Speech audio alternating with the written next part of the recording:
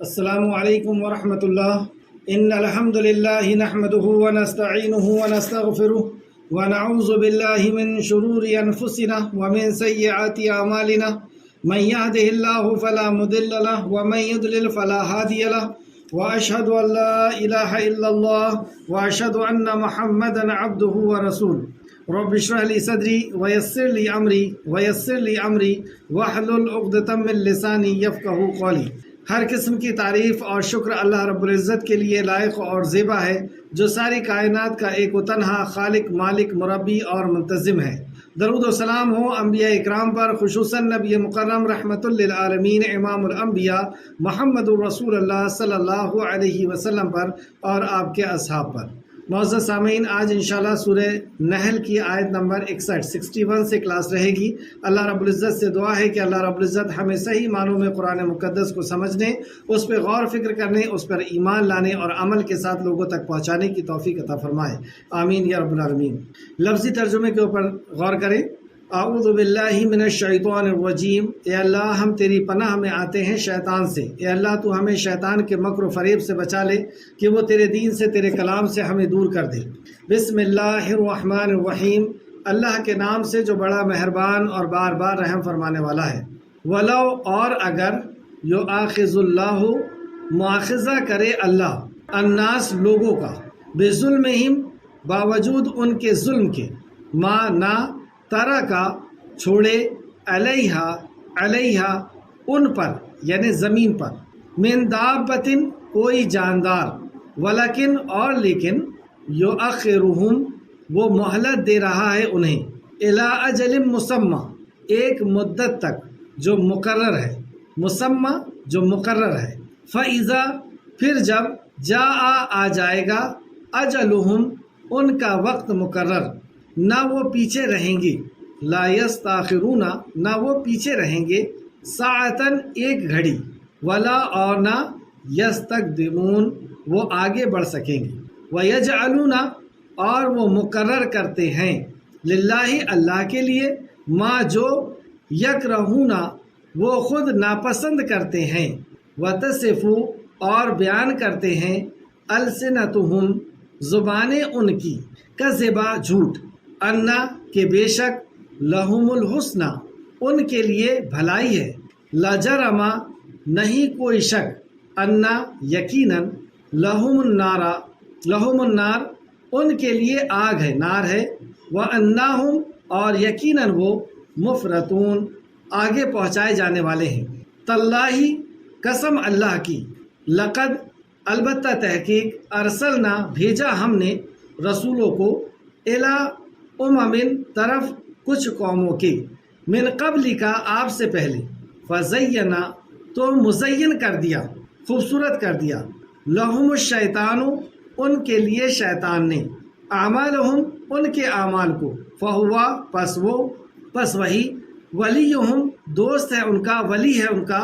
یوم، آج، ولہم، اور ان کے لیے، عذاب ہے، علیم، عذاب ہے، علیم، دردناک، وما، اور نہیں، انزلنا، نازل کیا ہم نے، الیکا، آپ پر، کتاب کو، الا، مگر اس لیے، یعنی نازل اللہ نے کتاب کو اس لیے کیا، لتبینا، تاکہ آپ واضح کریں، لہم، ان کے لیے، الذی، وہ چیز، اختلافو، انہوں نے اختلاف کیا، فیہ، جس میں، وہدی، اور ہدایت ہے، ورحمہ، اور رحمت ہے، لقومی، ان لوگوں کے لیے، یؤمنون، جو ایمان لاتے ہیں، واللہ، اور اللہ نے، انزلنا، اتارا، نازل کیا، من السماء، آسمان سے، ماءً، پانی، فاحیا، پھر زندہ کر دیا، بہی، ساتھ اس کے، ارض، زمین کو، بعد موتہا، ان کی موت کے، انا، بے شک، فی ذالک،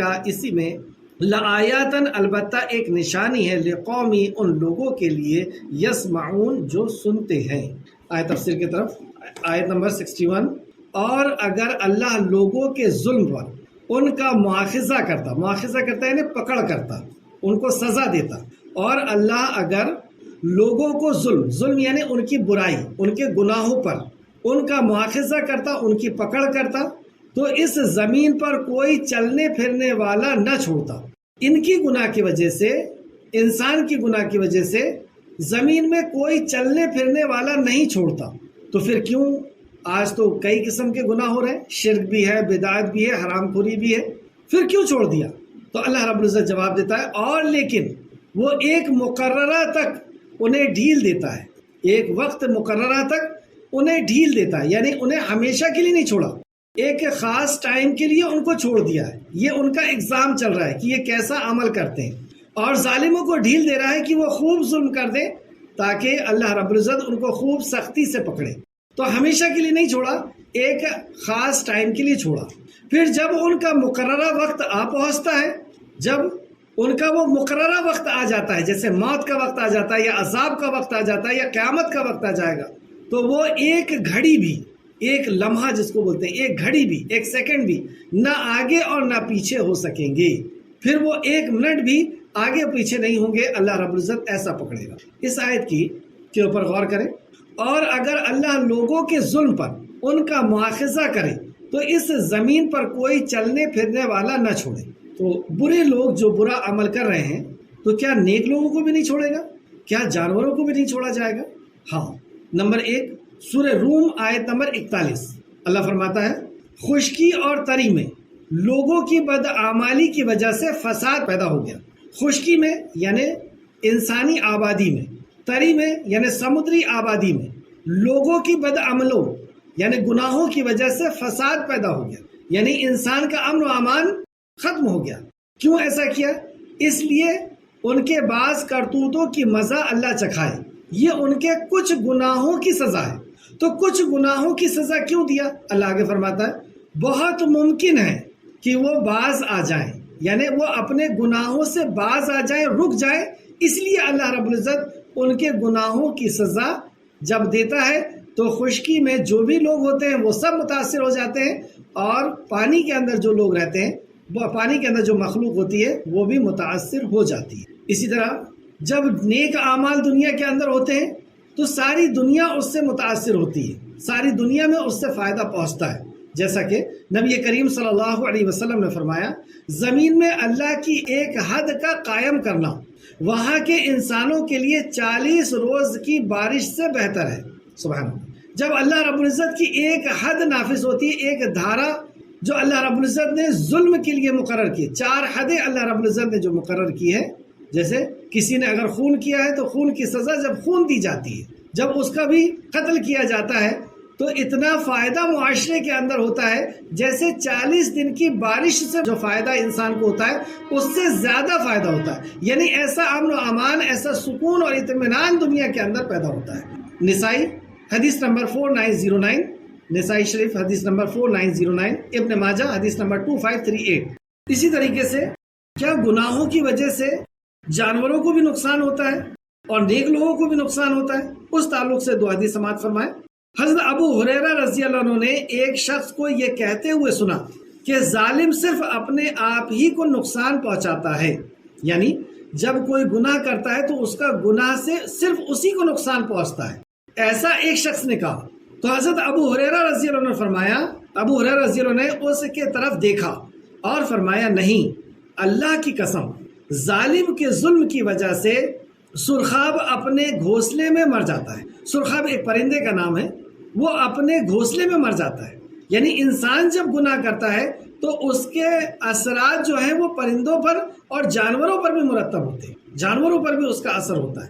اس کو سمجھیں گے، یہ دیکھ لیں، ایسے تفسیر الطبری جلد نمبر 14 صفحہ نمبر 166، تفسیر ابن کثیر مصباح المنیر جلد نمبر 3 صفحہ نمبر 565 565۔ گناہ کی وجہ سے جب عذاب آتا ہے تو عذاب میں سبھی شامل ہو جاتے ہیں، جیسا کہ حدیث میں بیان کیا گیا ہے۔ نبی کریم صلی اللہ علیہ وسلم نے فرمایا، جب اللہ کسی قوم پر عذاب نازل کرتا ہے تو عذاب ان سب لوگوں پر آتا ہے، سب لوگوں پر، یعنی اچھے اور برے لوگوں سب پر آتا ہے جو اس قوم میں ہوتے ہیں، پھر ان کے اعمال کے مطابق انہیں اٹھایا جائے گا۔ تو جب یہاں پہ وہی بات اللہ رب العزت بیان فرمائی، پہلے اس حدیث کو نقل کریں، بخاری شریف حدیث نمبر 7180 اور مسلم شریف حدیث نمبر 2870۔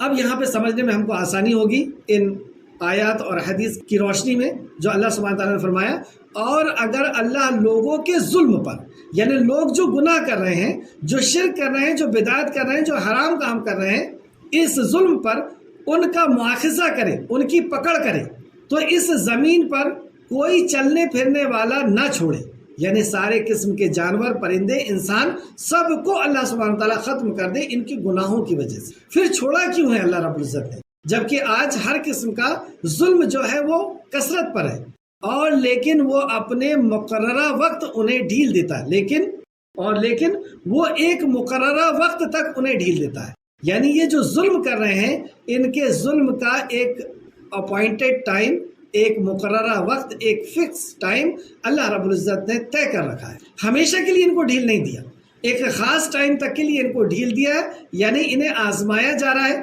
اور ان کے ساتھ ایسے ایسے حالات اللہ رب العزت پیدا کرتا ہے، ڈالتا ہے کہ یہ اللہ سے توبہ کر لیں، یہ رک جائیں، یہ رجوع کر لیں۔ کبھی بڑھاپا ان کو دیتا ہے، کبھی کوئی بیماری دیتا ہے، کبھی کوئی حادثہ ہوتا ہے، کبھی کوئی نقصان ہوتا ہے، کبھی کسی کی میت ہوتی ہے گھر کے اندر، تاکہ یہ اس سے عبرت حاصل کریں، رک جائیں، تو اللہ رب العزت انہیں ایک ڈھیل دیتا ہے۔ لیکن ظالم اپنے ظلم پر اور بڑھتا چاہتا ہے، اسے ایسا لگتا ہے کہ یہ ظلم گویا کہ اچھی چیز ہے، تو وہ اور اس سے بڑھتا جاتا ہے۔ لیکن جیسے ہی وہ وقت آتا ہے جو اللہ نے فرمایا، جب ان کا وہ مقررہ وقت آ پہنچتا ہے، یعنی ان کا موت کا وقت آ جاتا ہے، یا ان کے اوپر کوئی عذاب آ جاتا ہے، یا قیامت آ جائے گی، یا کسی بھی قسم سے جب ان کی پکڑ آتی ہے، تو اللہ آگے فرماتا ہے تو وہ ایک گھڑی بھی نہ آگے اور نہ پیچھے ہو سکتے ہیں۔ ایک گھڑی کے لیے بھی وہ موت کو ٹال نہیں سکتے ہم میں سے، وہ مصیبت اور پریشانی کو ٹال نہیں سکتے ہم میں سے۔ تو آج جو ہمیں ڈھیل دی جا رہی ہے، بعض لوگوں کو ان کے گناہوں کی وجہ سے بھی گناہ کر رہے ہیں، پھر بھی ڈھیل دی جا رہی ہے، تو اس سے ہم یہ نہ سمجھیں کہ ہم بھی گناہ کریں نقصان نہیں ہوتا ہے، تو یہ اللہ رب العزت کی طرف سے ایک ان کو ڈھیل دی گئی۔ بعض دفعہ لوگ برے لوگوں کے اچھے انجام کو دیکھ کر کے، کہ دنیا کے اندر ان کے پاس دولت ہے، نوکر چاکر ہیں، اور سارے عیش و آرام کی چیزیں ہیں، جبکہ وہ اتنا گناہ کر رہے ہیں، تو وہ متاثر ہوتے ہیں اس سے کہ ایسا کیوں ہے، ہم تو نیک عمل کر رہے ہیں، ہمارے ساتھ اتنی پریشانیاں کیوں ہیں؟ تو یہ اللہ رب العزت نے ان کو ایک وقت تک کے لیے ڈھیل دی۔ اور اگر آپ ان کی زندگی کا مطالعہ کریں، ان کی زندگی پر غور کریں، تو آپ دیکھیں گے کہ اللہ رب العزت ان کو کس کس طریقے سے پکڑتا ہے۔ کبھی اولاد کی نافرمانی کی وجہ سے، کبھی بیوی کی، کبھی صحت ان کی خراب ہو جاتی ہے، بیماریوں کے وہ شکار ہو جاتے ہیں، اور کبھی کسی چیز سے، کبھی کسی چیز سے، اور پھر آخرکار موت کا گھیرا انہیں آ لیتا ہے۔ تو ہمیں اپنے اس سے کیا سبق ملتا ہے کہ ہم جو گناہ کر رہے ہیں اس پہ ہم اڑے نہ، اور توبہ کر لیں، تاکہ وہ خاص ایک وقت مقرر، اجل المسمى، جس کو دوسرے مقام پہ اللہ نے کہا، جب وہ اپوائنٹڈ ٹائم آ جائے گا تو ہمیں اس کے بعد پھر مہلت نہیں دی جائے گی۔ آیت نمبر 62۔ اس آیت میں ایک اور عبرت ہے، نبی کریم صلی اللہ علیہ وسلم کو تسلی دی جا رہی ہے۔ ہر دور میں نبی آئے تھے اور ان کی نافرمانی کی گئی، تو نافرمانوں کو اللہ نے ہمیشہ کے لیے نہیں ڈھیل دیا۔ یہ ابو جہل، عتبہ، ابو لہب جو آپ کے اوپر ظلم کر رہے ہیں، یہ ہمیشہ نہیں چلے گا، ایک خاص وقت آنا ہے جب انہیں پکڑ لیا جائے۔ اور آپ نے دیکھا 2 ہجری کے بعد ان کو کس طریقے سے پکڑنا شروع کیا اللہ سبحانہ تعالیٰ نے، کہ انہیں صفائے ہستی سے مٹا دیا۔ تو یہ ایک طریقے سے نبی کریم صلی اللہ علیہ وسلم کو تسلی بھی دی گئی کہ ان کی نافرمانی کا انجام انہیں جلد بھگتنا ہوگا۔ آیت نمبر 62۔ اور وہ اللہ کے لیے وہ چیز ٹھہراتے ہیں جس سے خود کراہت محسوس کرتے ہیں، یعنی اللہ کے لیے وہ چیز مقرر کرتے ہیں جو اپنے لیے مقرر نہیں کرتے، جو اپنے لیے پسند نہیں کرتے وہ اللہ کے لیے پسند کرتے ہیں۔ جیسے 2 چیزیں۔ نمبر 1، مشرکین اپنے مال میں، اپنی اولاد میں، اپنی بیوی میں کسی کو شریک نہیں کرتے کہ میرا مال ہے اس میں تم بھی شریک ہو جاؤ، یہ تمہارا بھی ہو گیا، یہ میرا کاروبار ہے اس میں تم بھی شریک ہو گئے، یہ تمہارا بھی کاروبار ہے، یہ میری بیوی ہے اس میں تم بھی شریک۔ کبھی اپنی ملکیت کی چیز میں کسی کو شریک نہیں کرتے، تو اپنے لیے یہ پسند نہیں کرتے کہ اپنی جائیداد میں، اپنے مال میں وہ کسی کو شریک کریں، لیکن اللہ رب العزت کی ملکیت میں وہ اللہ کی مخلوق کو شریک کرتے ہیں۔ جو چیز اپنے لیے پسند نہیں کرتے وہ اللہ کے لیے پسند ہے، کہ اللہ کی سلطنت میں، اللہ کی بادشاہت میں، اللہ کی حکومت میں، اللہ رب العزت کی توحید میں وہ اللہ کی مخلوق میں سے کسی کو شریک کرتے ہیں، تو اپنے لیے پسند نہیں کرتے لیکن اللہ کے لیے پسند کرتے ہیں۔ اسی طریقے سے اپنے لیے وہ بیٹیوں کو پسند نہیں کرتے مشرکین کہ ان کے گھر میں بیٹی ہو، لیکن اللہ رب العزت کے لیے بیٹیوں کا تصور کرتے ہیں، جو پچھلی کلاس میں ہم نے پڑھا تھا کہ اگر بیٹی پیدا ہو تو ان کا چہرہ کالا ہو جاتا ہے، یہ گھر سے نہیں نکلتے، یہ کسی کو منہ دکھانے کے قابل اپنے آپ کو نہیں سمجھتے، جبکہ اللہ نے فرمایا کہ اللہ انہیں خوشخبری دیتا ہے، لیکن یہ اس کو اتنا برا سمجھتے ہیں۔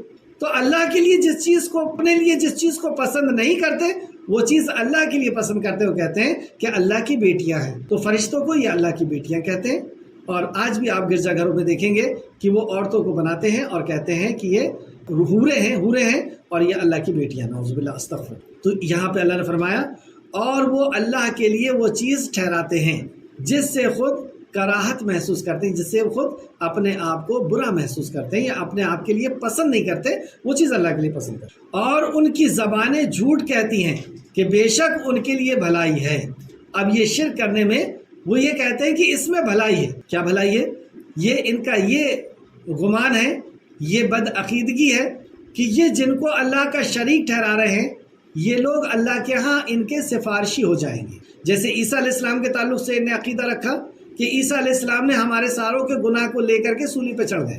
حشر کے میدان میں ہم یہودیوں نے اپنا عقیدہ رکھ لیا کہ ہم تو چند دن کے لیے جہنم میں جائیں گے، اس کے بعد ہم نکال لیے جائیں گے اور تم سب جہنم میں چلے جاؤ گے سارے مسلمان، جس سے ان کے پاس کوئی وحی آئی ہے، جس سے ان کے پاس کوئی خبر آئی ہے۔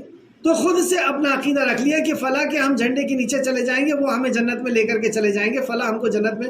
یہ ان کی بدعقیدگی کو اللہ رب العزت نے یہاں پہ ذکر کیا۔ آیت کو پھر سے دیکھیں، ان کی زبانیں جھوٹ کہتی ہیں، مطلب یہ جو کہہ رہے ہیں یہ جھوٹ ہے۔ کہتی ہے کیا کہہ رہے ہیں وہ؟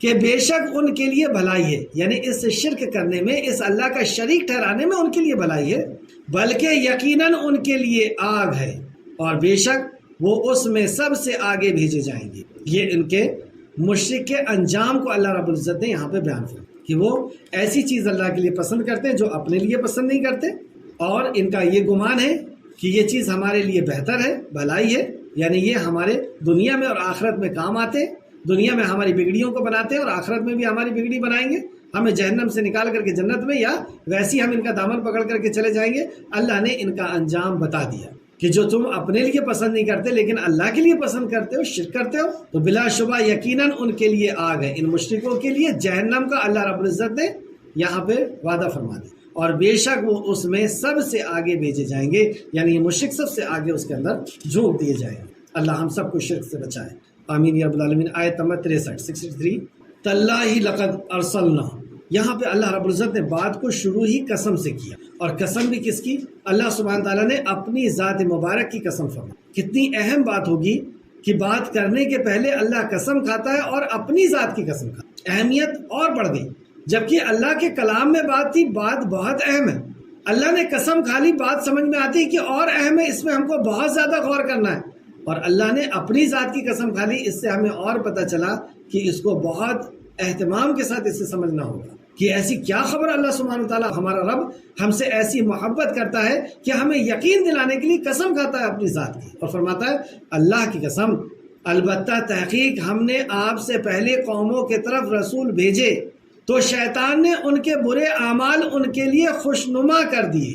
ہم نے آپ سے پہلے امتوں پر بھی انبیاء علیہ السلام کو بھیجا تھا، اور جب انبیاء علیہ السلام نے اللہ رب العزت کے دین کی طرف بلایا، توحید، آخرت اور رسالت کی طرف بلایا، اللہ کے احکام و مسائل کی طرف بلایا، تو شیطان نے ان کے برے اعمال خوشنما کر کے ان کے سامنے رکھ دیے۔ تو چنانچہ آج وہی ان کا دوست ہے، تو وہی شیطان آج ان کا دوست ہے، اور ان کے لیے دردناک عذاب ہے۔ انجام بھی بتا دیا کہ دردناک عذاب ہے۔ یہاں ہم اپنا محاسبہ کریں کہ اللہ رب العزت نے اس قوم کے اوپر بھی نبی بھیجا، اور نبی رحمت للعالمین امام الانبیاء کو منتخب کیا، آپ کے اور میرے لیے، اور قیامت تک آنے والے انسان کی۔ تو اللہ رب العزت قسم کھا کر کے فرماتا ہے کہ اکثریت کا یہ حال ہے۔ کیا حال ہے؟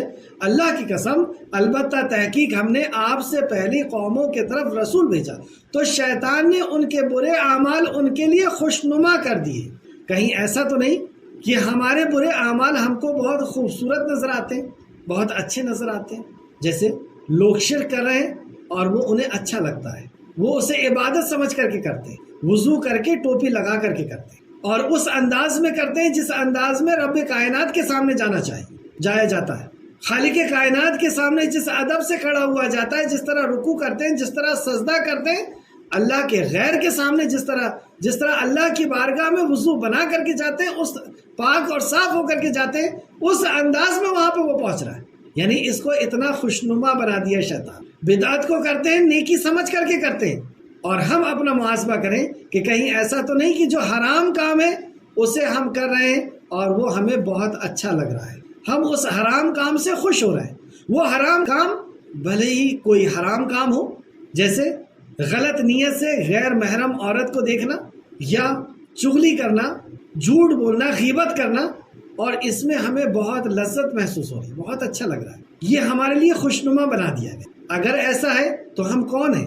اللہ سبحانہ تعالیٰ نے فرمایا کہ اگر ایسا ہے کہ اللہ کی نافرمانی تمہیں خوشنما لگتی ہے تو سن لو، چنانچہ آج وہی ان کا دوست ہے۔ شیطان اللہ کی نافرمانی کو تمہارے سامنے خوبصورت بنا کر لا رہا ہے اور تمہیں وہ خوبصورت لگ رہی ہے، تم شیطان کے دوست ہو، اور اللہ رب العزت نے جو حلال کیا، جو حرام کیا، اس پہ تم قائم ہو، اور وہ اس میں تمہیں لذت محسوس ہوتی ہے، اللہ کی فرما برداری کرنے میں تمہیں لذت محسوس ہوتی ہے، تو جان لو کہ تم اللہ کے دوست، ورنہ تم شیطان کے دوست۔ کتنا غور کرنے کا مقام کہ کہیں ایسا تو نہیں اللہ نے جس چیز کو حرام کیا، جس چیز کو منع کیا، وہ شیطان نے ہمیں خوشنما بنا دیا ہے، اور اس چیز میں ہمیں کوئی برائی محسوس نہیں ہوتی، افسوس محسوس نہیں ہوتا، اور اس کام کو کرتے چلے جا رہے ہیں۔ تو انجام کیا ہوگا؟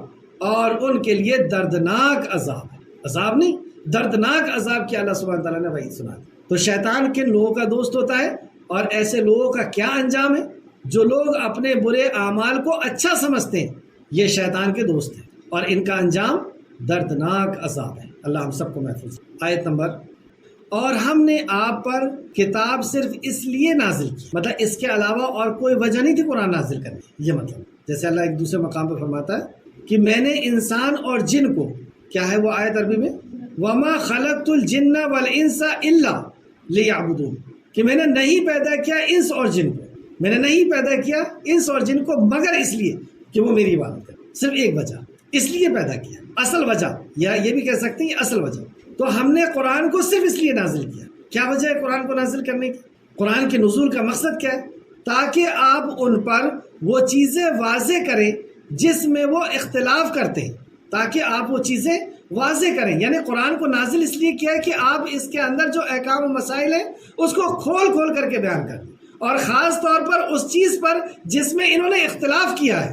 تو دنیا کے سارے اختلاف کا حل اللہ کے کلام ہے۔ ایک بات یہ پتہ چلی، اور اختلاف، سب سے بڑا اختلاف اللہ کی وحدانیت پر اختلاف، اللہ کے ایک ہونے پر، اللہ کے رازق اور خالق اور مالک ہونے پر اختلاف، کہ اللہ نہیں کوئی اور دیتا ہے، یا اللہ بھی دیتا ہے کوئی اور بھی دیتا ہے، اللہ بھی بگڑی بناتا ہے کوئی اور بھی بناتا ہے، اللہ بھی ضرورت اور مصیبتوں کو دور کرتا ہے کوئی اور بھی ضرورتوں کو پوری کرتا ہے، مصیبتوں کو دور کرتا ہے۔ یہ اختلاف، بدعت کا اختلاف، دین کے اندر نبی مکرم کی سنتوں کو چھوڑ کر کے اپنی من مرضی کے طریقے پر اسلام سمجھنا اور اس کو اسلام بنا لینا، اس پر عمل کرنا۔ یا جتنے بھی اختلاف ہیں، اس کے بعد نماز کا اختلاف ہو، جو بھی اختلاف ہے، ان سارے اختلافوں کا حل جو ہے وہ اللہ کے کلام میں اور نبی مکرم صلی اللہ علیہ وسلم کے فرمان میں۔ تو ان اختلاف کو حل کرنے کے لیے اللہ نے نازل فرمایا۔ اس کی تفسیر دیکھتے ہیں، تفسیر ابن کثیر نے کیا بیان فرمائی ہے۔ تفسیر ابن کثیر جلد نمبر 2 صفحہ نمبر 567 567۔ نزول قرآن کا مقصد، پھر اللہ تعالیٰ نے اپنے رسول صلی اللہ علیہ وسلم سے مخاطب ہو کر فرمایا ہے کہ اس نے یہ کتاب، یعنی اللہ نے یہ کتاب آپ پر اس لیے نازل فرمائی ہے تاکہ آپ لوگوں کے سامنے اسے واضح فرما دیں، اسے واضح فرما دیں، یعنی لوگوں کے سامنے اس کو بیان کر دیں، لوگوں کو سمجھا دیں، لوگوں کو پڑھا دیں۔ آپ دیکھیں، آسمانی کتاب 4 نازل ہوئی، اور اس کو پڑھانے اور سمجھانے سکھانے کے لیے کئی نبی آئے، اور یہ کلام بھی صرف ویسے ہی نہیں آ گیا، اللہ چاہتا تو اسے بھی کاغذ پر لکھ کر کے پہنچا دیتا، جیسے تختی پہنچائی تھی موسیٰ علیہ السلام کو اللہ نے لکھ کر کے، کیونکہ اس کلام کو انسان نہیں سمجھ سکتا تھا، اس لیے پہلے صاحب قرآن کو اللہ رب العزت نے پہنچایا، نبی مکرم صلی اللہ علیہ وسلم کو پہنچایا، اور پھر قرآن نازل ہوا، اور پھر رسول اللہ صلی اللہ علیہ وسلم نے اسے سمجھایا، اسے سکھایا، اسے بتایا کہ یہ عمل ایسا، اور پھر پوری سیرت نبی کریم صلی اللہ علیہ وسلم کی حیات طیبہ، صحابہ اکرام کی زندگی، قرآن کا نزول ہونا، اور پھر رسول اللہ کا سمجھانا، یہ مل کر کے پورا قرآن کا جو ہے ایکسپلینیشن بنا، قرآن کی تفسیر بنی۔ یہ اللہ نے اس لیے نازل فرمایا تاکہ آپ لوگوں کے سامنے اسے واضح فرما دیں، جس میں وہ اختلاف کرتے ہیں، خاص طور پر اس بات پر جس پہ ان کا اختلاف ہے۔ اور مکہ کے اندر سب سے بڑا اختلاف کیا تھا؟ اللہ رب العزت کے واحد ہونے پر اختلاف تھا، کہ اللہ کو تو مانتے ہیں لیکن اللہ کے علاوہ بھی 360 ہے، اللہ کو تو مانتے ہیں لیکن کسی اوروں کو بھی مانتے ہیں۔ اور اسی طریقے سے رسول اللہ صلی اللہ علیہ وسلم کی رسالت پر اختلاف، کہ آپ کی اطاعت کو اطاعت کرنا ضروری نہیں سمجھ رہے، آپ کی اطاعت کو چھوڑ کر کے سرداروں کی اطاعت، اپنے بڑوں کی اطاعت اور کسی لوگوں کی اطاعت کو اللہ کی نبی کی اطاعت کے اوپر انہوں نے سمجھ لیا۔ یہ اختلاف، آخرت پر اختلاف، مرنے کے بعد کی زندگی ہے یا نہیں اس بات پر اختلاف، تاکہ آپ اختلاف کو ہٹا دیں۔ تو پتہ یہ چلا کہ قرآن جو ہے ہر قسم کے اختلاف کا حل ہے۔ ایک اور آیت ملتی ہے سورہ نساء آیت نمبر 59، اطیع اللہ و اطیع الرسول، اطاعت کرو اللہ کی، اطاعت کرو رسول کی، وَأُولِي الْأَمْرِ مِنْكُمْ، اور اطاعت کرو اولی الامر کی، صاحب امر کی، صاحب اقتدار، حکم جو دیتے ہیں، جیسے بادشاہ ہوں، خلیفہ ہوں، امام ہوں، بڑے ہوں، ان کی اطاعت کرو۔ فَإِن تَنَازَعْتُمْ، پھر اگر تنازع ہو جائے، اختلاف ہو جائے، جھگڑا ہو جائے، اختلاف ہو جائے، کوئی کہے یہ اسلام ہے، کوئی کہے یہ اسلام نہیں ہے، تو پھر کیا کریں؟ اس اختلاف کا حل کیا ہے؟ اسی آیت میں بتایا، اطیعوا اللہ واطیعوا الرسول واولی الامر منکم فإن تنازعتم فردوه إلى الله ورسوله، تو لوٹ جاؤ اللہ اور اس کے رسول کی طرف اگر تم ایمان والے ہو، اور اس کا انجام بہتر ہوگا۔ اللہ نے یہاں پہ شرط بھی لگا، اگر تم ایمان والے ہو تو لوٹ جاؤ گے۔ تو یہاں پر اس سے بھی پتہ چلا کہ ہر قسم کا اختلاف جب پیدا ہو جائے تو اس کا حل اللہ کے کلام میں ہے، اللہ کے کلام میں یعنی حدیث میں ہے اور قرآن میں، دونوں ہی وہی ہے، وہی جلی اور وہی خفی جو آپ جانتے ہیں۔ تو جس میں وہ اختلاف کرتے ہیں، آگے تفسیر دیکھیں، قرآن مجید ہی لوگوں کے لیے تمام تنازعات یعنی جھگڑوں اور اختلافات میں فیصلہ کن ہے۔ تفسیر ابن کثیر فرماتے ہیں تمام اختلاف میں فیصلہ، اختلاف ہر قسم کا اختلاف، وہ شرک کا ہو، بدعت کا ہو، کسی حرام چیز کا ہو کہ یہ حرام ہے یا حلال ہے، یا کسی بھی احکام و مسائل کا ہو، سارے اختلاف کا حل۔ پھر آگے اللہ فرماتا ہدن، یہ ہدایت ہے، علاوہ ازیں یہ دلوں کی ہدایت ہے۔ لیکن کس کے لیے ہدایت ہے آگے ہم دیکھیں گے۔ اور ہدایت کا کیا مطلب ہے؟ ہدایت قرآن میں کئی معنوں میں آئی ہے، جیسے خاص طور پر ہدایت 3 معنوں میں آئی ہے۔ تو یہاں پہ کون سی ہدایت مراد ہے؟ تو ہدن علاوہ ازیں یہ دلوں کی ہدایت ہے، ورحمہ ورحمتن، اور عمل اور رحمت ہے، یہ ہدایت ہے یعنی اور رحمت ہے کس کے لیے؟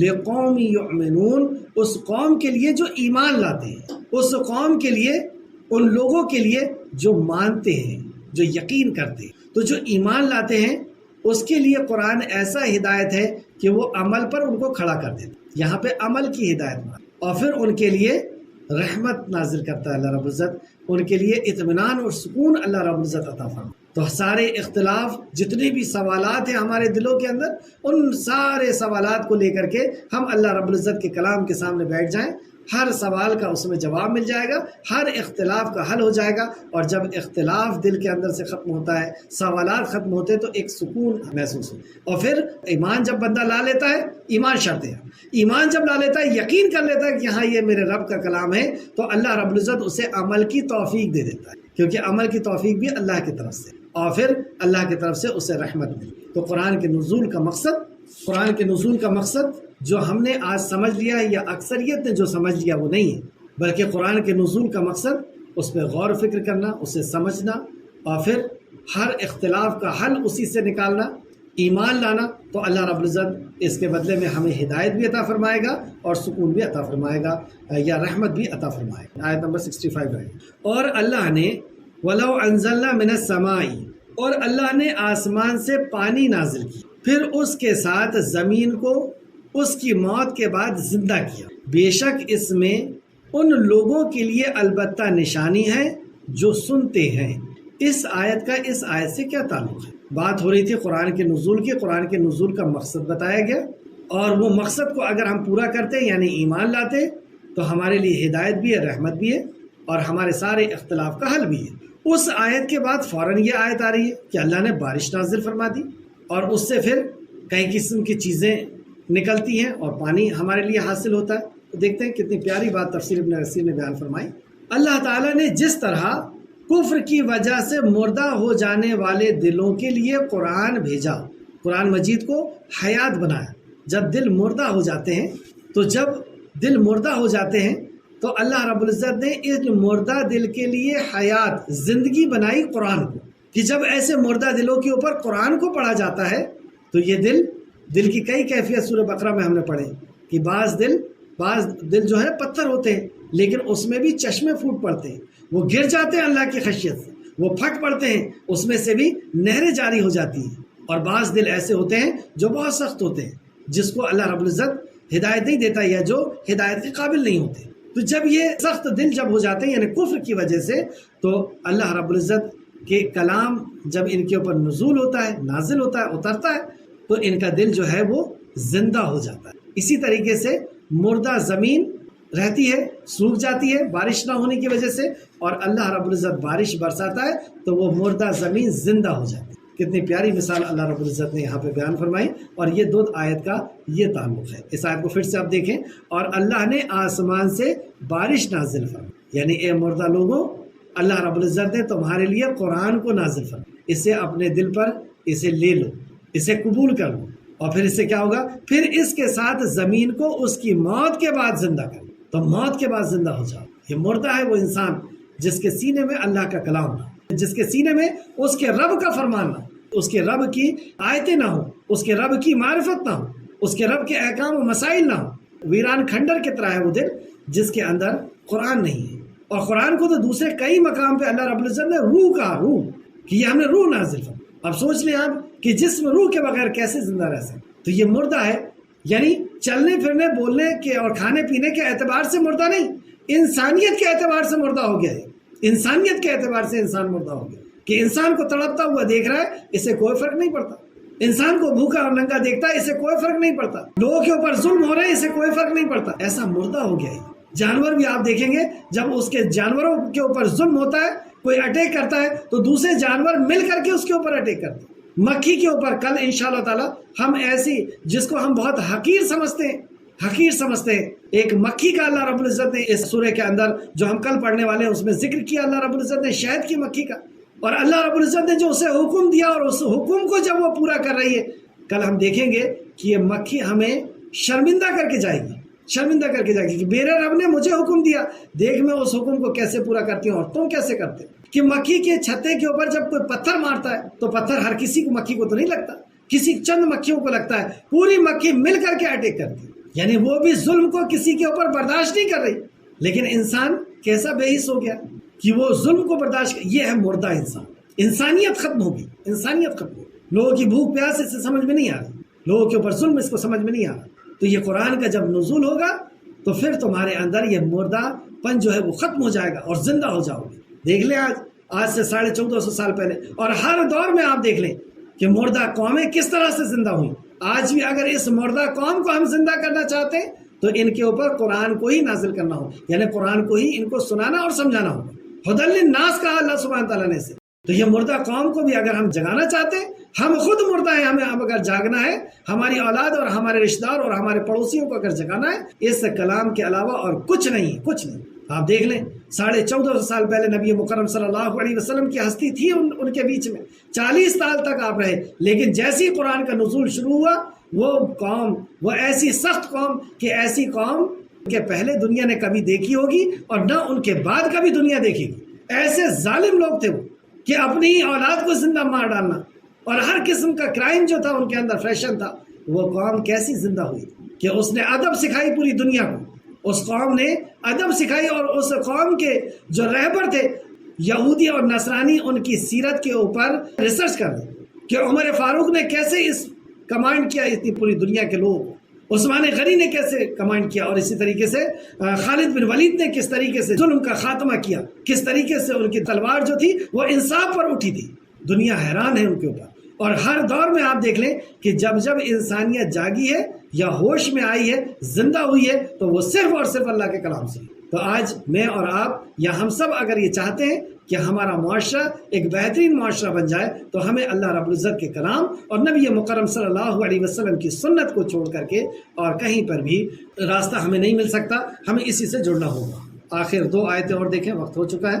آیت نمبر 66، اور بے شک تمہارے لیے چوپائے میں بھی عبرت اور غور و فکر کا سامان ہے۔